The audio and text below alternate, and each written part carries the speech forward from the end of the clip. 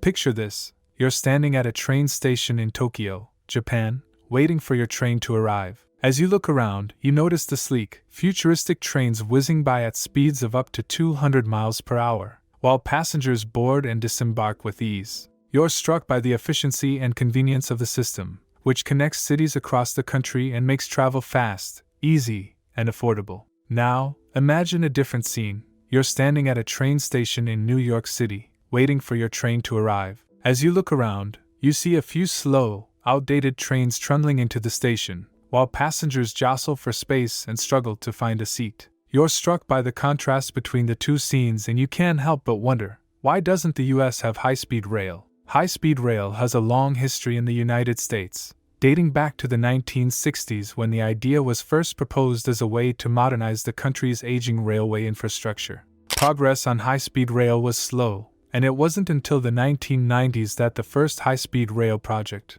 Amtrak's Acela Express, began operating in the Northeast Corridor. While the Acela Express is faster than conventional trains, with a top speed of 150 miles per hour, it falls short of the speeds achieved by high-speed rail systems in other countries. Indeed, when compared to other countries with successful high-speed rail systems, the US seems to lag behind. In countries like Japan, China, and France, high-speed rail is a well-established and highly efficient mode of transportation, connecting cities and regions with ease and speed. These countries have invested heavily in high-speed rail, with government funding and private investment supporting the construction of new lines and the maintenance of existing infrastructure. The result is a transportation system that is fast, convenient, and affordable, offering a viable alternative to air travel and driving.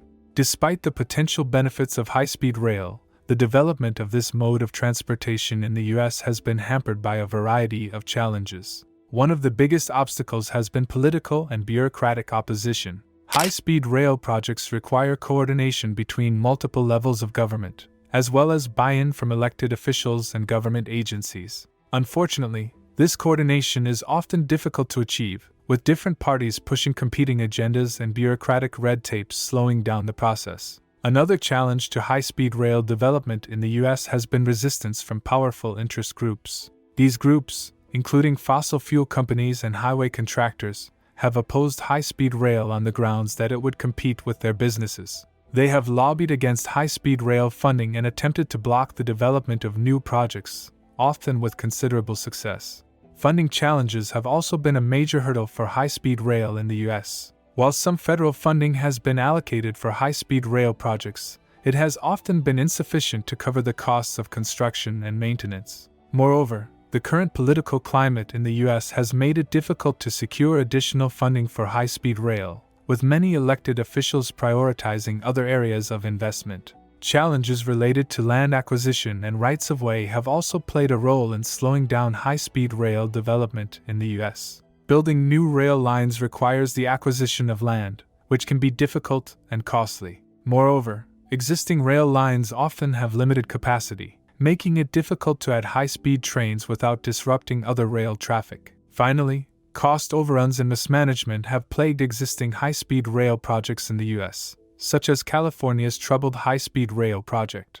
These cost overruns have eroded public support for high-speed rail and made it more difficult to secure funding for new projects. Despite the potential benefits of high-speed rail, many high-profile high-speed rail projects in the US have failed to get off the ground, or have run into significant challenges during their development. One of the most prominent examples is California's high-speed rail project, which was originally slated to connect San Francisco and Los Angeles with a 220 miles per hour train service. However, the project has faced numerous delays, cost overruns, and management issues, leading to significant public backlash and a loss of funding.